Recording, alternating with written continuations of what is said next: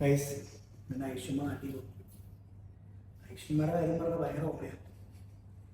നാട്ടിൽ നിന്ന് എങ്ങനെയാണ് ഒക്ടോബറിൽ നവംബറിൽ വന്ന് ഡിസംബറിൽ ജോലിക്ക് കയറി. അത് പോട്ടെ, സ്റ്റാർട്ടിങ് തന്നെ 3000 സാലറി കിട്ടി. അത് നല്ലൊരു കമ്പനിയിൽ, അതും പോട്ടെ. അത് കഴിഞ്ഞിട്ട് ഒരു കൊല്ലം ആയില്ല, 6 മാസമായിട്ട് നാട്ടിൽ പോയി ലീവ് കിട്ടി. ലീവും കൊടുത്തു കമ്പനി, അതും പോട്ടെ. വയ്യ ഫ്ലൈറ്റ് ഏതാണെന്ന് അറിയാമോ? എമിറേറ്റ്സ്. നാട്ടിലേക്ക് ഫസ്റ്റ് യാത്ര എമിറേറ്റ്സിൽ, അതും പോട്ടെ വയ്യ. അതും എക്കണോമി നേരെ ബിസിനസ് ക്ലാസ്സിലോട്ട് അപ്ഗ്രേഡ് കൊടുത്തേക്കുന്നത്. എനിക്കൊന്നും ഇതേവരെ ബിസിനസ് ക്ലാസ്സിൽ കയറാൻ പറ്റില്ല. ഇവിടെ ഭാഗ്യം നോക്കണേ, ഇവിടെ എന്തൊക്കെ ഓർഡർ ചെയ്തോളൂ മനസ്സിലാവണോ? വല്ലാത്ത ജാതിയല്ലേ ഇത്, തീരെ സഹിക്കുന്നില്ല. നല്ല മനസ്സല്ല, ബിസിനസ് ക്ലാസ് എമിറേറ്റ്സിൽ, അതും ഈ സമയത്ത്. എന്താണ്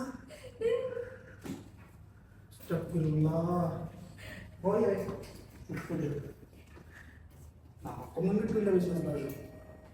ഇതൊക്കെ ഇതാണോ ബിസിനസ് ക്ലാസ് കൊണ്ടുവരുന്നത്? ഏതൊരു മുഴക്കിയിട്ട് അവിടെ നോക്കുള്ളൂ.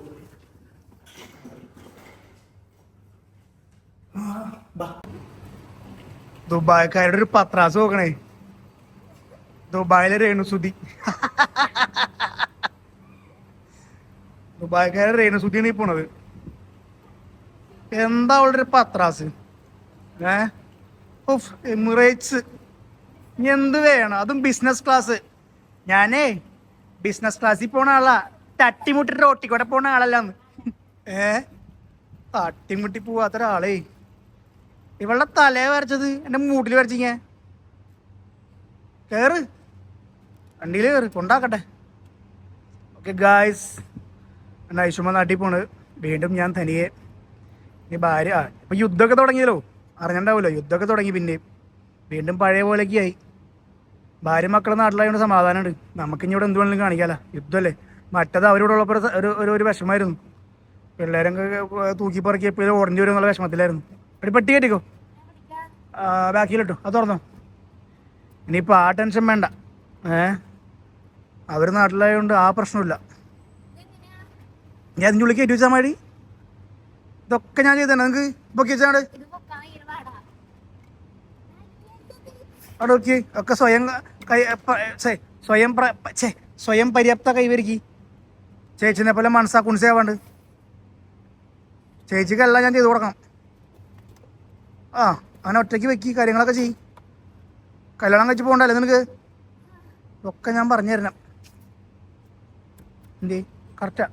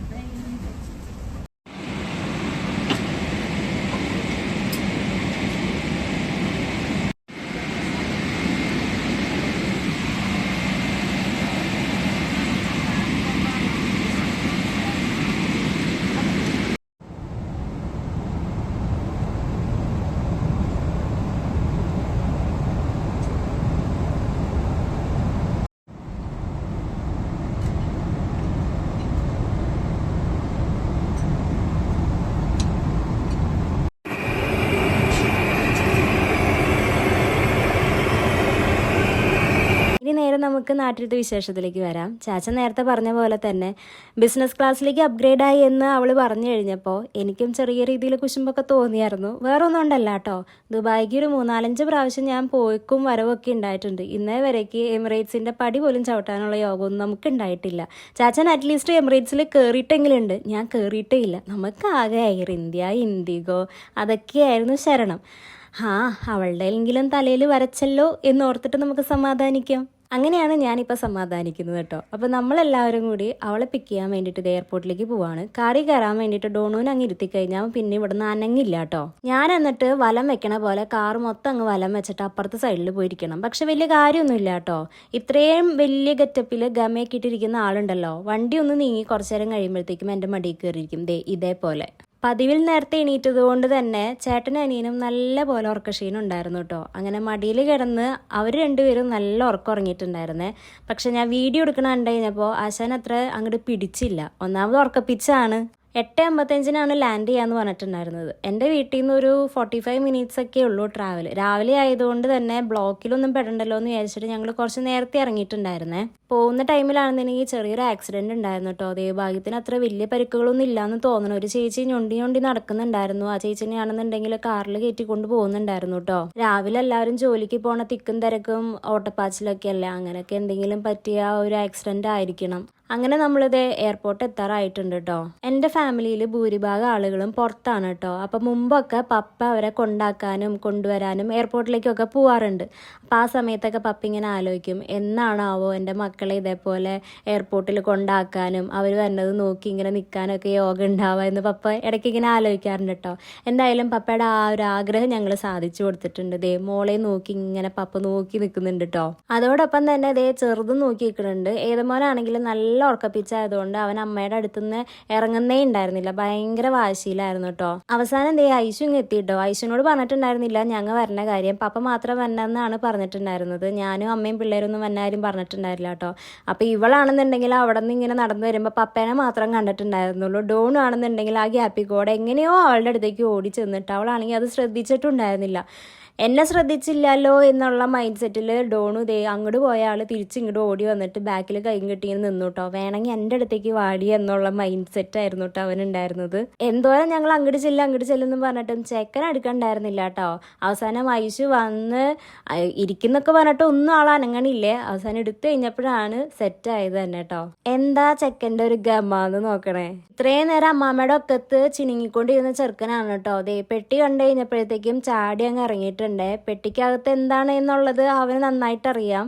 എന്തെങ്കിലും ഇവർക്ക് കൊണ്ടുവരാതിരിക്കില്ല എന്നുള്ള ആ ഒരു വിശ്വാസം ഉണ്ടല്ലോ, അതാണ്. ഇത്രയും നേരം ഇങ്ങോട്ട് തിരിച്ചു വന്നപ്പോൾ, അതായത് ഇവളെ പിക്ക് ചെയ്യാനായിട്ട് എയർപോർട്ടിലേക്ക് പോണ സമയത്ത് ഇവൻ ഫ്രണ്ടിലാണ് ഇരുന്നത്. ഇപ്പം ഇരിക്കണ നോക്കി ഐശുവിനെ ഒട്ടിയാണ് ഇരിക്കണത്. കുറച്ച് കഴിഞ്ഞപ്പോൾ പാവമുണ്ട് ഐശുയുടെ നെഞ്ചത്ത് ഇങ്ങനെ ചാഞ്ഞങ്ങ് കിടക്കായിരുന്നേ. എങ്ങനെയെങ്കിലും വീട്ടിലെത്തണം, അത്രേ ഉള്ള അവർക്ക് ആഗ്രഹം. അവസാനം വീട്ടിലെത്തി ഐശു ഒന്ന് ഫ്രഷ് ആവാനുള്ള ആ ഒരു സമയം, ആ ഒരു ഗ്യാപ്പ് മാത്രമേ കൊടുത്തിട്ടുണ്ടായിരുന്നുള്ളൂ. പെട്ടെന്ന് വന്ന് പെട്ടി പൊട്ടിക്ക് എന്നുള്ള പറച്ചിലിൽ ഐശുവിനെ ഇങ്ങനെ ചുറ്റിപ്പറ്റി നിൽക്കായിരുന്നു ചേട്ടനും അനിയനും കൂടെ കേട്ടോ. അങ്ങനെ പെട്ടിയും തുറന്ന് അവന്മാർക്കുള്ള ടോയ്സും ദേ കൊടുത്തു കഴിഞ്ഞപ്പോൾ സമാധാനമായിട്ടോ. നോക്കി ഇങ്ങനെ ഇരിക്കുകയാണ് എന്തുറ്റാ എന്നുള്ളത്. ചാച്ചനാണെന്നുണ്ടെങ്കിൽ ജീപ്പ് അങ്ങനെ ഇങ്ങനെ എന്നൊക്കെ പറഞ്ഞിട്ടുണ്ടായിരുന്നു. ഇവർക്കാണെന്നുണ്ടെങ്കിൽ ആ തലയ്ക്കകത്ത് ജീപ്പ് മാത്രമേ ഉള്ളൂ. പക്ഷേ ഇത്തവണ വണ്ടിയൊക്കെ ഒന്ന് മാറ്റി പിടിച്ചിട്ടുണ്ട് കേട്ടോ. അങ്ങനെ ചേട്ടന് കിട്ടിക്കഴിഞ്ഞ് ഇനി അടുത്തത് എൻ്റെ കൂടാണല്ലോ എന്നുള്ള രീതിയിലാണ് ഡോണു നിൽക്കുന്നത് കേട്ടോ. ഡോണുവിന് എന്തോ ഭയങ്കര ക്ഷമയുണ്ട്, ഇങ്ങനെ ഒന്നും അല്ലായിരുന്നു കേട്ടോ. എൻ്റെ വരാത്തേന്നുള്ള ഒരു മട്ടിലാണ് അവൻ നിൽക്കണത്. അങ്ങനെ അവനും കിട്ടി. ചേട്ടനും അനിയനും കിട്ടിക്കഴിഞ്ഞപ്പോൾ സമാധാനമായി. ഇവർക്കൊരു കാര്യമുണ്ട്, ഇവർക്ക് രണ്ടുപേർക്കും എന്ത് കിട്ടിക്കഴിഞ്ഞാലും അങ്ങോട്ടും ഇങ്ങോട്ടും എക്സ്ചേഞ്ച് ചെയ്യും. അത് കാരണം എന്താ ചേട്ടൻ്റെ നോട്ടം കണ്ടില്ലേ, എൻ്റെ കയ്യിലുള്ള പോലെയാണോ അവൻ്റെ കയ്യിലുള്ളത്, അവൻ്റെ കയ്യിലുള്ള പോലെയാണോ എൻ്റെ കയ്യിലുള്ളത് എന്നൊക്കെയാണ് നോക്കണത് കേട്ടോ. ഇത് കുറച്ചു നേരം കഴിയുമ്പോൾ അവൻ്റെ കയ്യിലിരിക്കും, അവൻ്റെ കുറച്ചു നേരം കഴിയുമ്പോൾ ഏതപ്പൻ്റെ കയ്യിലിരിക്കും. ഇത് എന്ത് സാധനങ്ങൾ വാങ്ങിയാലും ഇവർ ഇങ്ങനെ തന്നെയാണ് എക്സ്ചേഞ്ച് ചെയ്യും കേട്ടോ. പിന്നെ എന്തൊക്കെ വാങ്ങിക്കഴിഞ്ഞാലും അധികം ദിവസത്തേക്കൊന്നും ഉണ്ടാവുന്നില്ല. ഇനിയിപ്പോൾ അതേ പൊട്ടിക്കണമെന്നും പറഞ്ഞിട്ടാണ് ഐശുവിനെ പിന്നാലെ നടക്കണത്. പൊട്ടിച്ചു കഴിഞ്ഞാൽ പിന്നെ പറയണ്ട, ഐശുവോ ഏത് ഐശു എന്നുള്ള രീതിയിലായിരിക്കും ഒരൊറ്റ പോക്കങ്ങ് പോകും. പപ്പയാണെന്നുണ്ടെങ്കിൽ ഇതേ ഐശു വാങ്ങിക്കൊണ്ടുവന്ന ബനിയനൊക്കെ ഇട്ടിട്ട് ഇരിക്കുന്നുണ്ട് കേട്ടോ. പപ്പയ്ക്ക് ഈ പറഞ്ഞ പോലെ ടീഷർട്ട്സ് ഒക്കെ ഭയങ്കര ഇഷ്ടമാണ് കേട്ടോ. പപ്പ ഇങ്ങനെ പുറത്തേക്കൊക്കെ പോകുമ്പോൾ നടക്കാനൊക്കെ പോകുമ്പോൾ പപ്പയ്ക്ക് ഈ ടീഷർട്ടുകളൊക്കെ ഭയങ്കര ഇഷ്ടമാണ്. അങ്ങനെ ടീഷർട്ട് വാങ്ങിയിട്ടുണ്ടായിരുന്നേ. അങ്ങനെ ദേ അവന്മാർ കളി തുടങ്ങിയിട്ടുണ്ട്. ഇനി എന്തായാലും കുറച്ച് നേരത്തേക്ക് വലിയ കുഴപ്പമൊന്നും ഉണ്ടാവില്ല. അടി ഉണ്ടാവാതിരുന്നാൽ മാത്രം മതി. വേറെ എന്തുണ്ടെങ്കിലും നമുക്കത് തരണം ചെയ്ത് പോരാൻ പറ്റും. പക്ഷേ ഇവന്മാരുടെ ഇടയിൽ അടി ഉണ്ടായി കഴിഞ്ഞാലുണ്ടല്ലോ എൻ്റെ പൊന്നോ. അപ്പോൾ ഫംഗ്ഷൻ കൂടാൻ വേണ്ടിയിട്ടാണ് ഐശു എത്തിയത്. അപ്പോൾ ഇനി അടുത്ത വിശേഷങ്ങളൊക്കെ നമുക്കിനി അടുത്ത വീഡിയോയിൽ കാണാം കേട്ടോ. Thanks for watching. ബൈ.